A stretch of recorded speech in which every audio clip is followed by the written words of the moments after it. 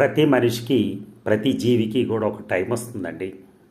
అది ఎలా అంటే థియరీ ఆఫ్ లైఫ్ ఎలా ఉంటుందంటే, మనకి ఫ్లడ్ వచ్చిందనుకోండి. ఫ్లడ్ వస్తే అప్పుడు చేపలు వెళ్ళి చీమలు తింటాయి. ఒక్కొక్కసారి మనకి ఫ్లడ్ కాకుండా గోదావరి అంతా ఎండిపోయి లేకపోతే ఇంకోటి అసలు నీళ్లు లేవు అనుకున్న పరిస్థితుల్లో అదే చీమలు వచ్చి చేపల్ని తినేస్తాయి. అంటే మన టర్న్ వచ్చేంత వరకు మనం వెయిట్ చేయాలి. భగవంతుడు ప్రతి వాళ్ళకి మనకు అవకాశాలు ఇస్తాడు.